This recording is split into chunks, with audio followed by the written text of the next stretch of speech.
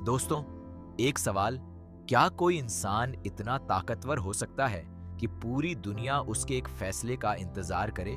Solo levelling की कहानी में आज वो मोड़ आया है जब संग जिन वू के सामने एक ऐसा चैलेंज आता है जो उसकी पूरी जर्नी का सबसे बड़ा इम्तिहान है। एक ऐसा डंजन जो किसी ने पहले कभी क्लियर नहीं किया। एक ऐसा दुश्मन जिसके बारे में सुनकर एस रैंक हंटर्स भी घबरा जाते हैं। और बीच में खड़ा है एक अकेला इंसान जिसके पास है एक सिस्टम, एक शैडो आर्मी और एक अटूट जज्बा। जिन वू की रात की ट्रेनिंग सेशन खत्म होती है। वो अपने सिस्टम को देखता है। उसका लेवल अब इतना ऊंचा हो चुका है कि ऑफिशियली ई रैंक का बैज लगाना एक मजाक जैसा लगता है। लेकिन जिन वू जानता है अभी वो टाइम नहीं आया जब वो दुनिया को अपनी असली ताकत दिखाए। अभी और तैयारी बाकी है।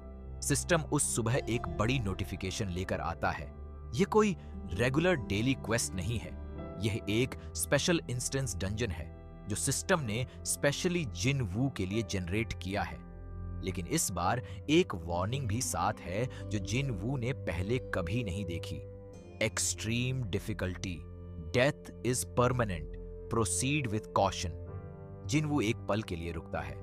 परमानेंट डेथ मतलब अगर वो अंदर मरा तो कोई सेकंड चांस नहीं।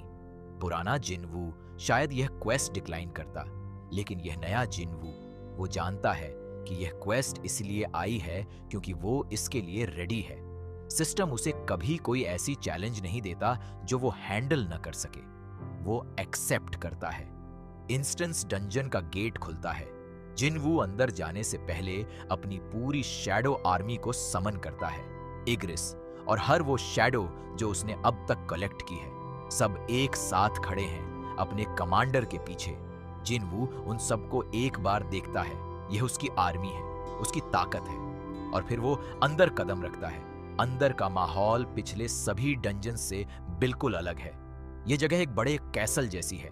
ऊंची ऊंची दीवारें, लंबे गलियारे और हर तरफ एक ऑप्रेसिव डार्कनेस। यहाँ की हवा ही अलग है, भारी, दमघोंटू। जिन वू फील करता है कि यहाँ का माना लेवल बेहद हाई है। पहले कमरे में जो राक्षस हैं वो पिछले सभी से अलग हैं। ये फुली आर्मर्ड हैं, ऑर्गेनाइज्ड हैं और इनकी आंखों में एक इंटेलिजेंस है जो नॉर्मल राक्षसों में नहीं होती। जिन वू तुरंत इग्रिस को आगे भेजता है। लड़ाई शुरू होती है और यह कोई एक तरफा लड़ाई नहीं। यह आर्मर्ड राक्षस जेन्युइनली स्ट्रांग हैं।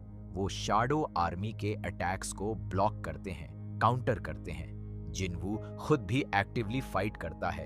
यह वो डंजन नहीं जहां वो पीछे खड़े होकर आर्मी को डायरेक्ट कर सके। यहां उसे हर मोमेंट फुली एंगेज्ड रहना होगा।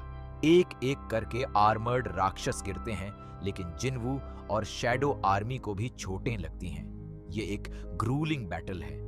पहला कमरा क्लियर होता है। System notification, first chamber clear, checkpoint saved. Jin Woo थोड़ी देर रुकता है, शैडो सोल्जर्स को रीग्रुप करता है। आगे और चैम्बर्स हैं और वो जानता है कि आगे और मुश्किल होगा।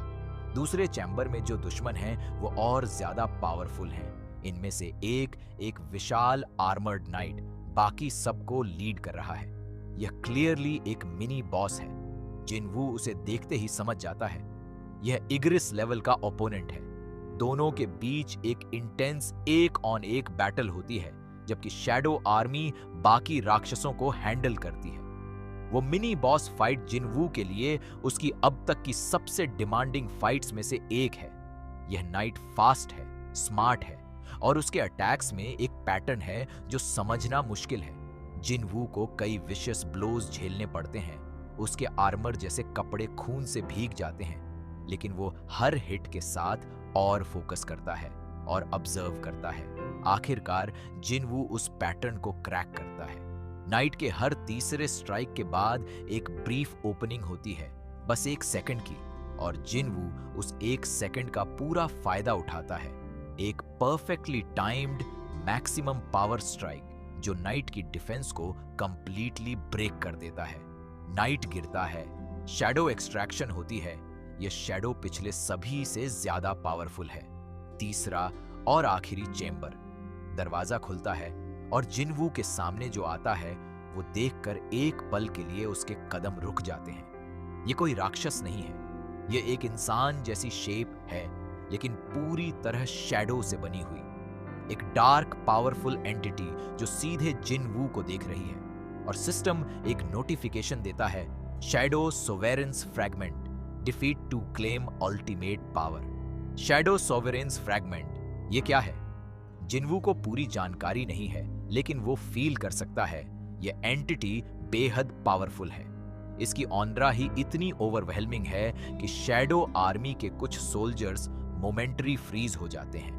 वो एंटिटी बिना किसी वार्निंग के अटैक करती है, एक ब्लास्ट ऑफ डार्क एनर्जी जो जिनवू की तरफ आती है। जिनवू बेयरली डॉज करता है, जमीन पर रोल करता है और वापस खड़ा होता है। ये फाइट वो सब फाइट से अलग है। ये एंटिटी जिनवू की हर शैडो को इंडिविजुअली टारगेट करती है, एक एक को वीकन करती है। जिनवू एक नई स्ट्रैटेजी सोचता है। अगर यह एंटिटी शैडोज को टारगेट कर रही है तो शैडोज को बैक में रखो और खुद आगे जाओ। वो इग्रिस को एक स्पेसिफिक डिफेंसिव पोजीशन में रखता है और बाकी शैडोज को इंस्ट्रक्शन देता है कि वो डिस्ट्रैक्ट करें, अटैक नहीं। और खुद जिनवू वो सीधे उस एंटिटी पर चार्ज करता है। ये एक बेहद रिस्की मूव है। वो एंटिटी और जिनवू आमने सामने, कोई शैडो की ओट नहीं, कोई बैकअप प्लान नहीं, सिर्फ जिनवू की खुद की ताकत। और यही वो मोमेंट है जब कुछ अद्भुत होता है। जिनवू के अंदर से एक डार्क एनर्जी राइज होती है, कुछ ऐसा जो उसने पहले कभी फील नहीं किया था। शैडो मोनार्क की ट्रू पावर अभी तक डॉर्मेंट थी, आज पहली बार जाग रही है। जिनवू का अटैक उस एंटिटी पर जाता है और इस बार एंटिटी पीछे हटती है। पहली बार ये एंटिटी डिफेंसिव हो जाती है। जिनवू रुकता नहीं, वो एक के बाद एक अटैक्स करता है। हर अटैक में वो नई डार्क एनर्जी और पावरफुल होती जाती है। एंटिटी कमजोर होती जाती है और आखिरकार एक final devastating strike, entity dissolve हो जाती है। चेंबर में साइलेंस छा जाती है।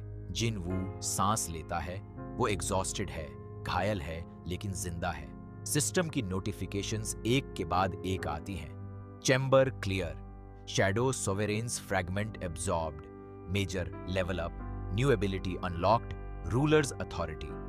रूलर्स अथॉरिटी, जिनवू इस नई एबिलिटी को चेक करता है। यह एबिलिटी उसे ऑब्जेक्ट्स और एंटिटीज को मेंटली कंट्रोल करने की पावर देती है। एक टेलीकिनेसिस जैसी एबिलिटी, लेकिन शैडो एनर्जी से पावर्ड। जिनवू एक नियर बाय पत्थर को उठाने की कोशिश करता है और वो पत्थर हवा में उठ जाता है बिना छुए। जिनवू की आंखें चमकती हैं। डंजन से बाहर निकलते हुए जिनवू रात की ठंडी हवा में खड़ा होता है। शहर की रोशनियां दूर दिखती हैं। वो अपने हाथों को देखता है। इन्हीं हाथों से उसने आज एक शैडो सॉवरेन के फ्रैगमेंट को हराया। इन्हीं हाथों में है रूलर्स अथॉरिटी। ये हाथ जो कभी ई रैंक हंटर के थे, आज उनमें एक ऐसी ताकत है जो शायद इस दुनिया में किसी और के पास नहीं। अगले दिन जिनवू अपनी नई एबिलिटी प्रैक्टिस करता है।